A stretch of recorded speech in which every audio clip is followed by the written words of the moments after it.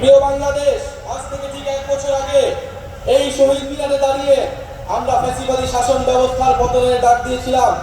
ছাত্র শ্রমিক জনতার বিপুল আত্মত্যাগের বিনিময়ে আমরা ফ্যাসিবাদী শাসনকে পরাজিত করে এক অবিস্মরণীয় বিজয় অর্জন করেছিলাম। আমাদের সুস্পষ্ট এক দফা দাবি ছিল, আমরা ফ্যাসিবাদী ব্যবস্থার বিলোপ করে এক নতুন রাজনৈতিক বন্দোবস্ত করতে চাই।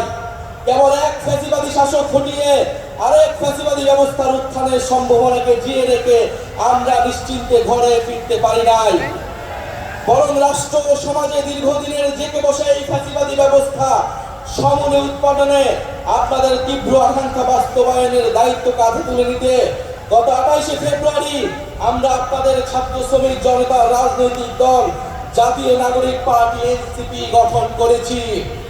গত 1 বছরে আপনারা লক্ষ্য করেছেন যে রাষ্ট্রের মৌলিক ও কাঠামোগত সংস্কারের বিভিন্ন শক্তিশালী পক্ষের বিরোধিতার মুখেও এনসিপি আপনাদের পক্ষ থেকে মৌলিক সংস্কারের পক্ষে সুদৃঢ় অবস্থান নিয়েছে। ঠিক 365 দিন আগে আমরা এই শহীদ মিনারে সমাবেত হয়েছিলাম।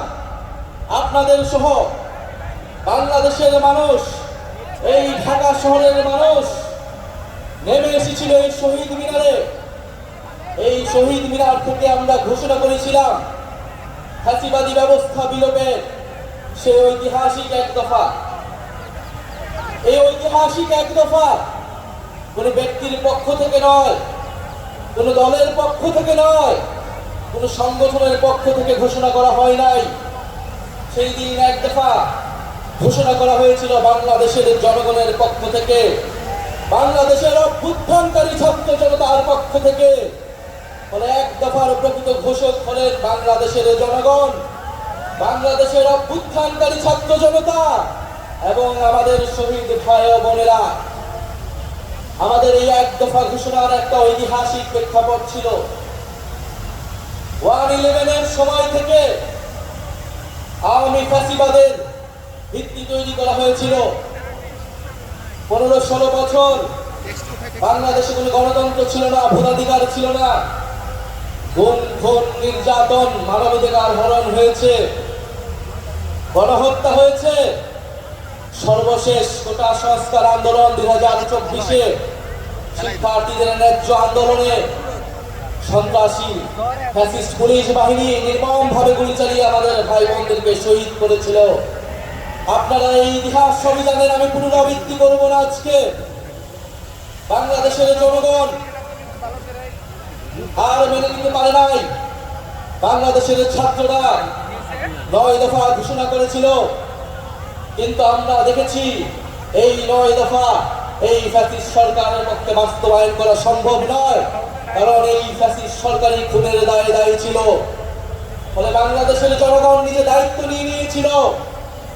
দায়িত্ব নিয়ে তারা 1 দফা ঘোষণা করেছিল ফ্যাসিবাদী ব্যবস্থার বিলোপ এবং নতুন রাজনৈতিক বন্দোবস্ত। আমরা দায়িত্ব এবং দলের রাজনীতির ঘোষণা দিয়েছিলাম। আমরা সাম্য, মানবিক মর্যাদা এবং সামাজিক সুবিচারের ঘোষণা দিয়েছিলাম। আমরা বলেছিলাম আমরা এমন একটা রাজনৈতিক বন্দোবস্ত প্রতিষ্ঠা করব যেখানে স্বৈরতন্ত্র আর কখনোই ফিরে আসতে পারবে না। ডিজিটালি সংরক্ষিত থাকে, ইলেকট্রনিক হেলথ রেকর্ড থাকে, আর কখনো আপনাদের স্বাস্থ্য তথ্য হারাবে না। ফলে অপ্রয়োজনীয় টেস্ট করা কমবে, ভুল চিকিৎসার সম্ভাবনাও কমবে। আমরা প্রাথমিক স্বাস্থ্যকে শক্তিশালী করে গড়ে তুলব, যাতে আপনাদের এলাকায়, আপনাদের ঘরের কাছে আপনারা মানসম্মত চিকিৎসা পান। আমরা মানসিক স্বাস্থ্যের প্রসার ঘটাবো। অঞ্চলভিত্তিক বৈষম্য দূর করতে আমরা বিভিন্ন অঞ্চলে হৃদরোগ এবং ট্রমা এবং অন্যান্য বিশেষায়িত কেন্দ্র স্থাপন করব। চিকিৎসার অভাবে যাতে কেউ কারো প্রাণহানি, অহেতুক প্রাণহানি না হয় এমন চিকিৎসা ব্যবস্থা আমরা গড়ে তুলব। আমাদের অর্থনীতি এমন হবে, কল্যাণমুখী অর্থনীতি হবে, যেখানে সকলের কর্মসংস্থান নিশ্চিত হবে। শুধুমাত্র কর্মসংস্থান না, যেখানে একটা চাকরি নিশ্চিত হবে, মর্যাদাপূর্ণ চাকরি নিশ্চিত হবে, এমন কর্মসংস্থান নিশ্চিত হবে।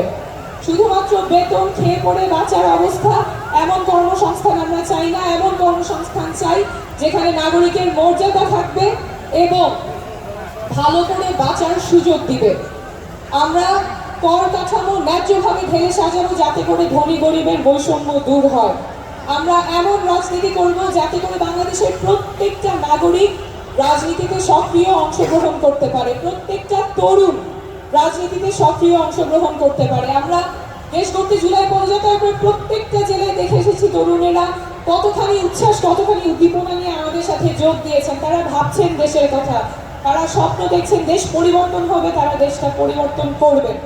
কিন্তু বারবার আমরা শুনছি এই তরুণদেরকে হেয় করা হচ্ছে, ছোট করা হচ্ছে, তরুণরা দেশ নিয়ে বোঝে না, তারা পরিবর্তন আনতে পারবে না।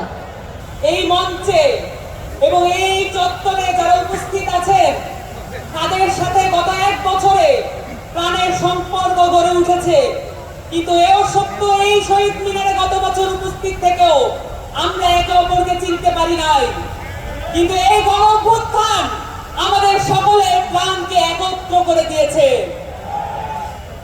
আপনাদের সাথে আমাদের এই আত্মিক সম্পর্ক কখনো মোছার নয়।